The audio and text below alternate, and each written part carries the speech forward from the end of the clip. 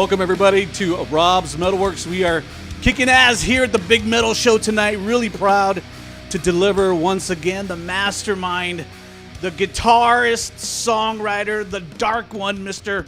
Bryan Eckermann is here at the Rob's Studio as we continue to support the best in SA metal music. Bryan, welcome back. We were talking just now. It's been a few years now, but welcome back. Thank you for having me again. Yes, it's been quite a few years, although we have hung out in between. Yeah. We're friends, and how can we not be? We both are two people who just love heavy music. I was remiss not to say, yes, we are continuing our work in the pandemic era, and it seems like we can't talk about anything without talking about how drastically our world has changed because of COVID.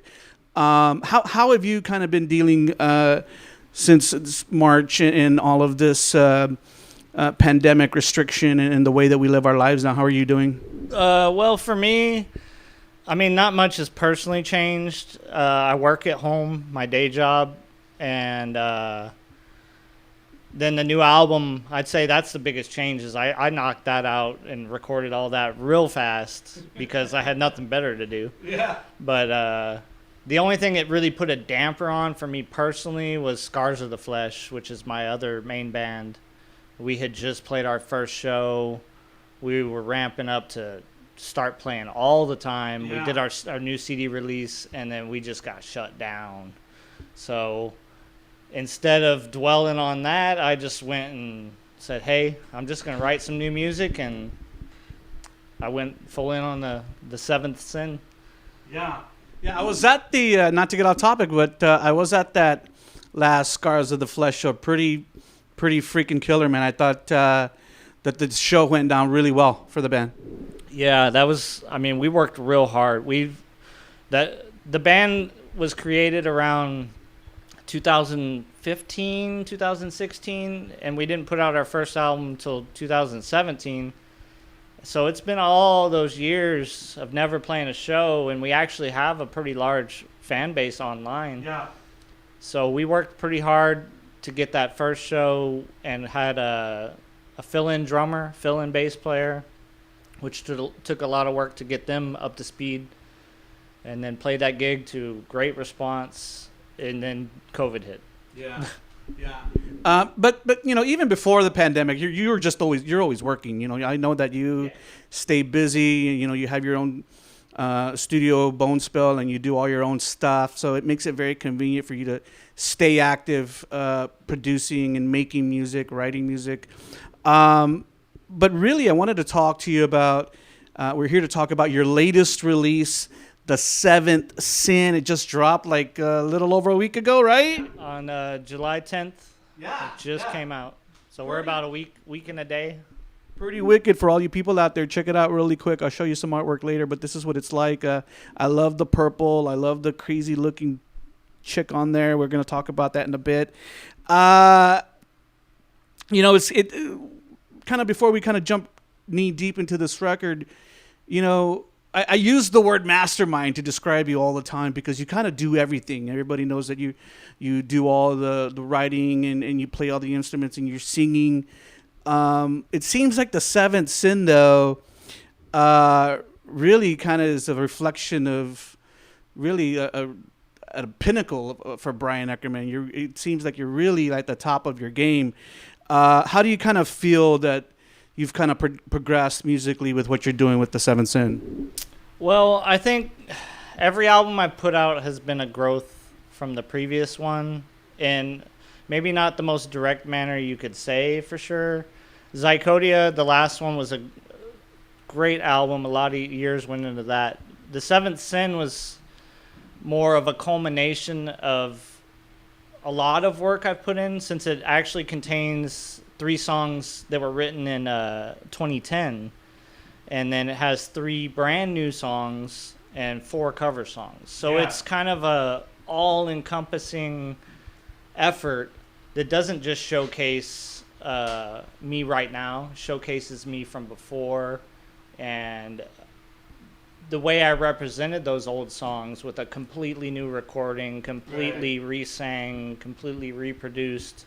It's showing, in a way, how far I've come. So you changed them up a little bit from the initial. A little bit, not too much. Right. I mean, the 95% of the core of each of those 3 old songs, which is Tales of the Past, Pain or Death, and Flesh and Steel. Mm-hmm. Those 3, the core remains what was written way back then, 10 years ago. My just home recording was horrible back then, and they just got written and trashed pretty much. But I've always I keep all of my recordings. Yeah. I have an endless library of old recordings. I hope you back your stuff up. Oh, yes. Good. You don't want your computer to crash and then you lose all year's work. Remember that happened to Kirk Hammett a few years ago? His poor phone. He lost like 5 riffs for the new Metallic album. Too, like, I think one of the things, too, that I've always kind of loved about you, even initially when I first supported you with The Haunting of Helmbrook, you definitely have, like, your own style. And people have kind of used the word, progressive death metal or melodic death and all kinds of different things to kind of describe what you're doing, because I think the melodic part always comes in because, like, I think it's kind of your style when you write a song. Your song begins kind of like with this subtle kind of eerie guitar, it's kind of mellow, and then it kind of builds up into this beast. It's always kind of like this really heavy mid-tempo, and then your vocals kind of give it that really dark element of black metal. So what do you how do you kind of describe what you're doing?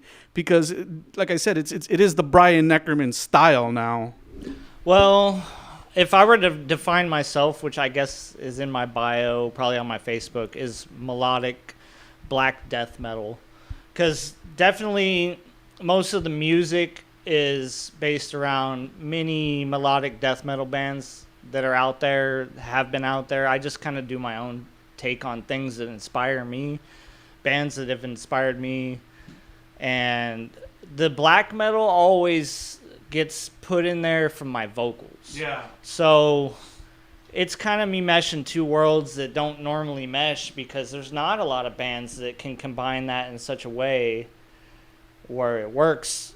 And most of the melodic death metal bands have death metal vocalists. Yeah. So you throw me in there, and I'm just only really good at doing black metal vocals, super creepy.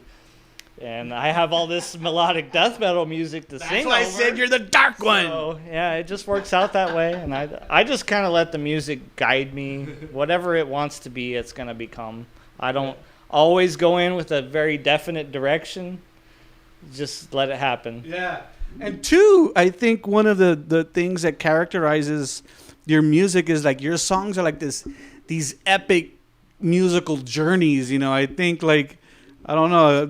I don't think I've seen a song that's under 5 minutes. Maybe there are 1 or 2, but not most of them are pretty long songs. Well, I actually have described to many friends and some fans in the past that I view songs as a musical journey, and when a song is just verse, chorus,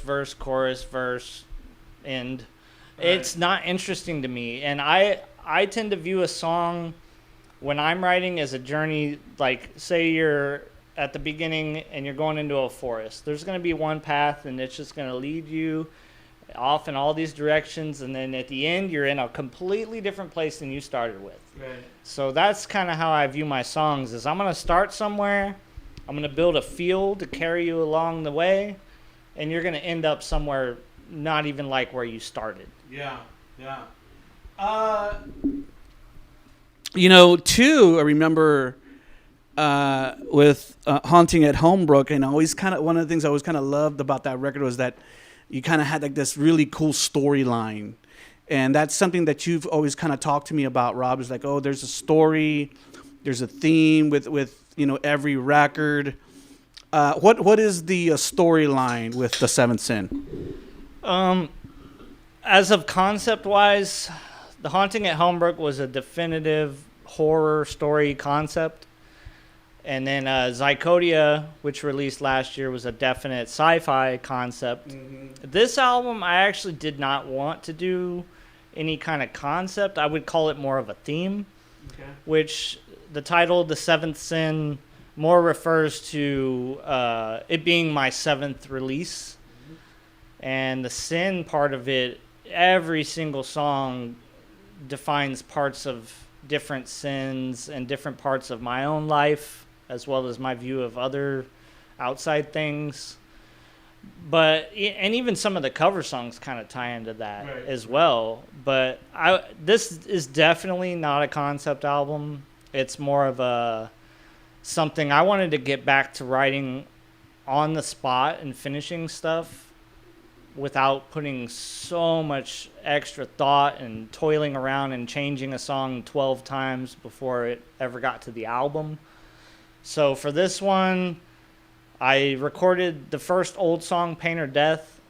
I set me a really good final mix production-wise, and I just went from then and just recorded, sang, recorded, wrote. You know, it was all a really constant flow from then on. It wasn't me sitting there debating on, is that lyric okay? I'm just going to go with the feeling on the spot, and I'm just going to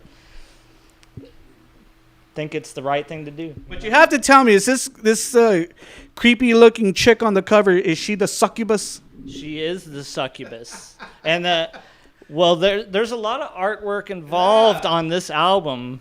For each song I made an artwork, because I've been actually building into the art realm of music as well. So the Succubus was the final song released for the album, but it's funny because I actually had that artwork 6 months before I wrote the album, and it was sitting there. I was going to use it for a flyer design, because on occasions I do flyer designs for promoters. Right. And I had it sitting there, and it was just too cool for me to want to use it for something like that, something so trivial as a show. Right. And I was like, no, this is too good. Let me just save it for the right thing. And I was partially thinking of doing a Bonespill compilation kind of CD that was going to use that. I actually kind of had a little mock-up for it with some of the best of stuff I've recorded. And then it sat there again. And so after I'd recorded every song for The Seventh Sin, that was the last one. And I'm thinking to myself, I had no lyrics, just music. And I'm like, what am I going to do for artwork to inspire me for lyrics? And I dug through my files and I found that. And I was like, oh, man, that's it right there. There you go. The Succubus. The Succubus. And so I updated the artwork quite a lot at that point and made it really something special. Yeah. Yeah. Very cool. I love the artwork. I love the purple color too. And I think that you commemorating your 7th release is pretty significant as well. There's a lot of cool songs. You mentioned the fact that there are original songs and some cover songs. One of the originals that I want to talk about is a song called Morbid Beauty. Very heavy track, and you had some guest people on that track. Talk a little bit about who you had working with you on that song. Yeah, Morbid Beauty, definitely in its original phases. I actually had that artwork before there was even any music at all. So I already had a vision of a song, before there was ever anything except artwork. So I knew from the artwork I wanted that song to be the most brutal track on the entire album. 100 miles per hour. Definitely not one of the longer epic ones. It's going to be 3 or 4 minute long song. So I wrote the music, and immediately I'm like, man, this is going to require some guests to really help it become what I envision it to be. Right. And with the music being so brutal, I was like, well, no better person that can help me with vocals than Kobey Lange, who's been in so many of my other bands, Wings of Abaddon, Blessed Agony, and I jammed with him in Cerebral Desecration and Scars of the Flesh. We have such a history, so I knew right away that Kobey was the one to call on for lyrics and guest vocals. I knew that song was perfect fit for him. And when it came to the guitar solo, I wanted I'm not necessarily a shredder guitar player, I wouldn't say. I'm more of a feel kind of guy when it comes to soloing. I play maybe what people might call more slow solos, but more passion involved. I don't play 100 miles an hour. But that song kind of called for it, and I was like, I hit up my buddy Jon Santiago, who he's always offered to guest for me from past stuff, and we had been talking recently. He was doing his solo album, finally, instrumental, lots of great guitar work, and I offered the album cover artwork for him of something I designed. And so it just happened that it came up that I had just sent him that artwork, and I was like, hey, well, instead of paying me for the artwork, how about you just guest solo on my album? Yeah! And I was like, and he's like, hell yeah, dude. That's what artists do, man. And so, yeah, we kind of swapped. That's cool. I gave him artwork for his EP, and he gave me an awesome guitar solo for Morbid Beauty. Cool. Is Jon, I remember interviewing Jon a few years back, and I remember he had just had a little baby, and I know he was originally from San Antonio. Does he still live here, or is he moved, right? As far as, I'm pretty sure he lives in Seattle now. I don't want to say completely for sure, but that's as far as I know. I know he did move for family reasons, and he's pretty much a stay-at-home dad, writes music. He's constantly putting out great stuff on his personal his band page, the Jon Santiago Project. If you're not following that on Facebook, you are missing out, because that guy is a workhorse. He puts out covers, solo playthroughs, Jeff Loomis playthroughs. It's on a constant basis, day after day. So that, you need to follow him if you're not. There you go. Now, the 6 originals and the 4 covers. I also want to talk about the covers too, because I remember when you first started sending me the tracks, I was like, holy shit, he's doing a Merciful Fate cover, and I knew you were gonna do a Hypocrisy cover just because you love Peter Tägtgren. He's your yeah. Oh, okay, Fate, but Peter Tägtgren, still Peter Tägtgren.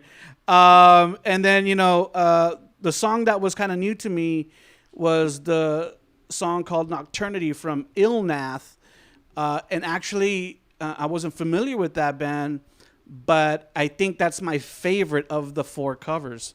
I really love that song. So my question is, obviously, these bands have kind of different kind of vocal styles that you have to really kind of work hard to because I remember when I saw Merciful, like, holy shit, how is Bryan gonna pull that off? Not everybody can do King Diamond. Same thing I thought to myself when I was gonna do it. But it was kind of cool too, because I think there's those bands when they do cover songs, they just kind of will cover it exactly, and then there's those people who will cover it and kind of give it their own twist, make it their own. I think that's what kind of you've done, and I really appreciate that. I would say it's about 50-50 on that. I really do like to stick to the guns when it comes to doing covers, where I definitely, I want to say 99% of the time the vocals is going to be the main thing that changes. But when it comes to musically, I really like to keep most of what's there. The reason that I like the song needs to still stay there. So, yeah, definitely those 4 songs, they're different than the originals. I'd say the Illnath song is the closest to the original. Yeah. And the reason that is because the original was never fully released. It's only on YouTube in a demo form. So my take on that was hey, I love this song. It never got its full due. It never got its full release, except as a different version later. But that original version has all the magic to me, and I wanted to represent it in a final form to the best of my abilities, to do a great production, mastered, and just do every part of that original flawless to their idea of what could have came out, but just didn't. It's pretty fucking wicked too. Is that part kind of, I guess, near the end where they're saying like, oh, anti-Christian, all that stuff? Is that part of the original recording too? All of that. Wow, that's and cool. honestly, That's wicked, bro. the hardest part of that cover for me was there's a piano solo in like the middle, and I'm okay when it comes to keyboards and piano. I'm not horrible, and I can do some great layering in the background for like orchestra sound. Yeah. But when it comes to playing like a piano solo in a song, that really had me worried until I went to do it, and I can't even tell you how many takes it took to get what's on the album. So that's something like, you know, definitely if I'm going to play live that song ever, I'm not playing the piano, and it'll be a backing track or whatever, because that might be like 1 out of 100 times that I could play that piano part as good as I did on the album. Yeah. And I remember too, like, many years back when I first met you, I was learning about Bryan Eckermann. You had done a covers record. Under the Veil of a Blackened Night was the name of the record. And I remember of all the music you had given me, I really loved listening to that record a lot. I loved the work on it. I thought the cover work you did on those songs, and which was a full length too, was amazing. So I think you've done fabulous work in representing some of the artists that you admire and that you look up to. And I heard that Peter Tägtgren heard your cover of the Pain song, right? Yes, that one wouldn't even be on the album, except for the album was supposed to just be 9 songs, 3 old, 3 new, 3 covers. That was the plan. And it kind of throws it off that it's 4 covers because you're losing the 3, 3, 3. Yeah. But right when I finished Succubus, I also was doing all the videos myself, except for the Graveyard Hymn, but that's another story. But anyways, I just finished recording Succubus, doing the video, doing the artwork.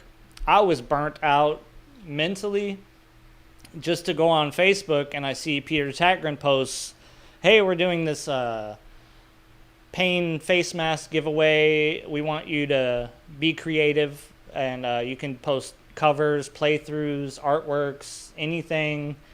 And they'd pick the top 20 people as the winners, And I'm like, man, this is my idol. This is the man I look up to most when it comes to music. And even though I'm like burnt out, I have to do this. Yeah. And so I went in hard. I want to say that same night, I got off work. I went straight to my computer. I learned the song. I recorded all of the music to that song in one sitting. Drums, guitars, bass, keyboards. And I didn't do exactly the original on that one because Pain's an industrial metal band, and I wanted to kind of represent it a little heavier, like a more Hypocrisy kind of sound. Yeah. But maybe still give my own. And so I did all the music that one night, and I woke up completely burnt out again. And so that night, the second night, I went and did the vocals the second night. And the aftermath of that, you probably don't want to see my face. No. But the song, I posted it. I tagged like you're supposed to, Peter Tägtgren, all this. And he liked my post. And I was like, oh. Wow. So I waited. He heard it. I waited until they did their Pain live stream, which was amazing, by the way. And I might have been hoping while I watched it that he might mention me, but, that's high hopes. Sure. So anyways, after, I think they were going to wait 2 weeks and announce who won. And then I see a Facebook post, and it showed all the winners, and I wasn't on there. And I was distraught, actually. I was like, man, I worked so hard on this. And I made a post, like oh, woe is me, cry post. And the funny thing is Peter's girlfriend I think I recently just added her on Facebook because I realized who she was, and I was like, oh my god. So anyway, she comments. She's like, "Did you check Instagram?" And I was like, "No." So I went on Instagram, and my video was first on Instagram. They posted it. He shared them all in like his story. So on Facebook, it's in his story. It shifts through all of the winners. And on Instagram, she said they had some issues on Facebook. Maybe it was not allowing it because my video was so long. Right. Or it didn't upload right away, something to that sort. But yeah, when I saw that Instagram one, I had to immediately edit my Facebook post that I actually was one of the winners. I think they picked 25 or 30 winners, actually, because he said so much good stuff was submitted. Right. And I'm still waiting on the face mask. I mean, with the international shipping, who knows? Your hypocrisy face mask? Pain. Pain face mask. But just to know that he heard the song and liked it and picked it as one of the winners, that was enough for me. And when it was said and done, I was like, I just need to throw this on the album because I put a lot of work into it. Sure. It's there. What else am I going to use it for? You got some covers already that you're So at that point, it became 4 covers and 10 songs, and I don't regret it. Nah. And also, the last cover song that you have not heard us talk about is a Judas Priest cover, so be sure to check it out. Brian, you mentioned something that I thought was kind of really cool a short while ago. You said, Rob, I got off work and I went home and I started working.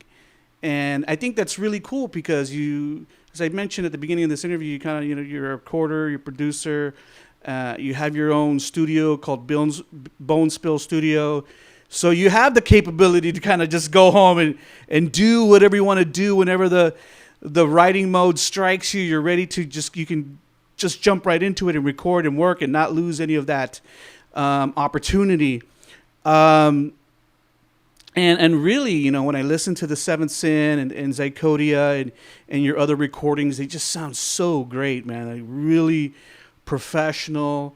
Especially with all the dynamics and sonic landscape that you do with your music, the guitars and your vocals, kind of like the keys and all that stuff. Really, really amazing work, man. So, I mean, Bonespill obviously is something that I know that you've invested a lot of time and effort into.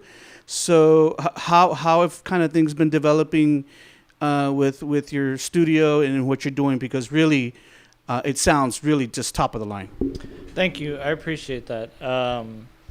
Actually, the last album, Zycodia, I outsourced the mixing and mastering to Joshua Lopez from Widowmaker Studios. And he did a fantastic job. He also works with tons of bands, Immortal Guardian being honestly the one that caught my eye of him. I heard that and I was like, man, this sounds so good. So for Zycodia, I kind of went big budget on that, and I wanted to outsource because I was a little bit burnt out on the music side of it. And we're going to talk about Zycodia here in a little bit. I don't want to ramble on too much about that one, but yeah, it just took its toll on me to where I didn't think I could finish it on my own. And so I outsourced that one. But for the Seventh Sin, knowing that I couldn't do that financially moving forward as much as I would want and as much as I write all the time, it's just not possible. So instead of using that money that I had for the Seventh Sin at the beginning of the year before the album actually came about, I used that money instead to upgrade several things within my studio. And just bought a whole bunch of new stuff, which honestly, on the album, I would say I only used about 25% of the things that I spent a whole bunch of money on, which... Well, you have to learn how to use that stuff, right? Well, the main thing I needed to buy, which I didn't, is a new computer. So some of the stuff I bought, I can't use just yet until I upgrade. Yeah. So there's the future. But anyways... The Seventh Sin, so it's going to get better. Yeah, it is. It's going to keep improving. Yeah, it's cool. Do you record? I mean, I know that just because, we're friends, I know that you've done recordings for like, Cerebral and other people that are close to you. But like if some band that you didn't know contacted you and said, Brian, will you record us? Is that something that you're open to? Not necessarily right now. I did. There was a couple bands that I helped in the past, which I kind of gave them a disclaimer from the get-go because I don't have a full-on studio. I don't have a drum room. I don't have all this stuff to do great live drums. Mm-hmm. And so I kind of gave them a disclaimer. It's like, hey, I do things this way. Are you okay with doing things this way? If so, I will make it great. And a couple of people were definitely okay with that, and we went forward and we did some great work. But also at that time, every time that I did that, it really dug into things I do personally with music. And lately, I've been diving into a lot of the artwork stuff. So my time is so limited now that if somebody were to hit me up and be like, hey, will you record our album? I'd probably just tell them no. And I might send them somewhere. I'd be like, hey, I'll recommend this guy, though. Yeah. But eventually I have put a lot of investment in my studio that eventually I want to get it to a level where any band that hits me up, I can be like, hey, come on in, let's do this. But it's going to be a few years and some more investments before I can really get to that level of just knowing that I can work with whatever comes in. I don't ever see you slowing down writing your own stuff, so I don't know if that time will ever come. I really don't. I don't think. I honestly need to clone myself because I'm doing music, day job, artworks, flyers, all kinds of stuff right now that I'm pretty overwhelmed as it is. Yeah. And if you add studio outsourcing into that again, then, oh, man. I don't know. One of the things too that I've noticed about the Seventh Sin is that it's doing really well for you. I mean, it's been well received in the public, beyond San Antonio, beyond Texas. People out there who follow progressive melodic death they know the name Bryan Eckermann and they know what you're delivering. And I've seen you already receive a lot of positive press for this record. So have you kind of been really happy with a lot of the publicity that you're getting? I know, too, also add on to your response, the fact that you're working with Shapeshifter PR now. Is that true? Yes, actually, that's the biggest difference. And I want to give a big shout out to Darren Cohen from Shapeshifter. It's something that I had reached out to him about on Zycodia right after that album came out, but I hit a whole bunch of financial downfalls right after Zycodia and my personal life that just sucked my finances dry. And so even after I'd hit him up, I wasn't able to follow through with hiring him for what I wanted. And so when this year came around and I cut out the outsource on the producing, I did it myself. I cut out the artwork expense. I did all that myself. So I tried to save money in other areas, and then I hit up Darren and I said, hey, I was a couple singles in, because I didn't really have a direction when I started the album. So I put out some singles without even having an album in mind. Where is he based? Where is he based out of? I'm not exactly sure where exactly he lives. I've met him in Austin at a couple shows a few times, and we've talked. I want to say Houston. I think I'm familiar with him a little bit. I want to say Houston. I don't want to say 100% sure because I'm not. Okay. But the guy, he's a great guy, and when I reached out to him was actually when we had released Morbid Beauty, and I was a little after the fact, but I said, hey, we got this song. I know it's great. It's got these guest appearances. What can you do to help me get this song to more ears? Yeah. And he, right away, he was like, hey, we can do this, we can do this, we can do this. And then moving forward with I had more of a plan for the album in mind. He helped me plan that out moving forward for the press release, the media stuff. Right. And he did a great job. Honestly, he played a part in helping me really, get my thoughts in order, because this album kind of came about so suddenly that it was a lot of chaos of my own thoughts, and I was just kind of putting stuff out, and I was like, well, I'm kind of far into it now, and I need to make a plan. Right. So he helped me in that sense, get it refined, pick release days, and it's been great. And I've honestly seen all of my stream numbers jump up from his work, sending it out, seen constant reviews day in and day out. So I definitely recommend him to any other bands, artists that are watching this. Yeah. He's definitely done the job. Yeah, I mean, we've been getting service from various public relations companies for a long time now, and back in the day, I always tell people, I said, back in the day, record labels like Roadrunner and Century Media, they all used to have their own public relations departments within the company. Now, everybody is contract, so you could have Adrenaline PR, doing publicity for, 30 different bands, regardless of what label they're on. So those people are vital and crucial in getting the music out to people in outlets and shows like mine across the country and world who promote heavy music, man. So I'm glad that you're working with them. That's a smart move. This is something that I tried myself for previous albums. I had tried to send out my own press releases, but when it's coming from the guy that is the band, I guess it just gets kind of like shoved off the table. It's like, this guy, maybe when you send it and somebody else is sending it for you, it just looks a little bit more professional, or they got more connects. You shameless self-promoter. Yeah, but it definitely, when I tried to do it on my own, it didn't work as well as I had hoped. So. All right. So, this record has been out a little over a week. You brought me a beautiful hard copy. Some of you people look again. There's a beautiful hard copy here. Obviously, people can get this record on digital outlets. But if they want a hard copy, where would you tell them to go? I have 2 sites where you can buy the physical copy right now, which is the Big Cartel, Bryan Eckermann.bigcartel.com or bryaneckermann.bandcamp.com. Yeah. And I also have a ton of new shirts on both of those sites.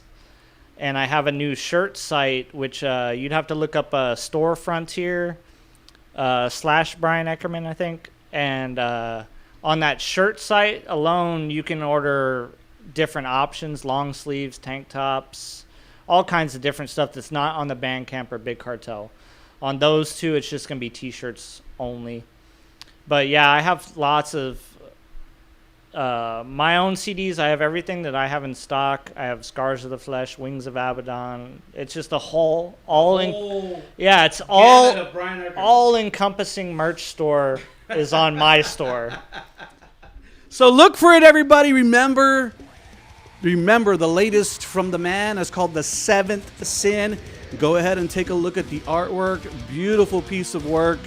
6 original songs, 4 covers. Be sure to pick it up. It is the latest endeavor from Bryan Eckermann. And while you're there, like he said, check out all his other stuff.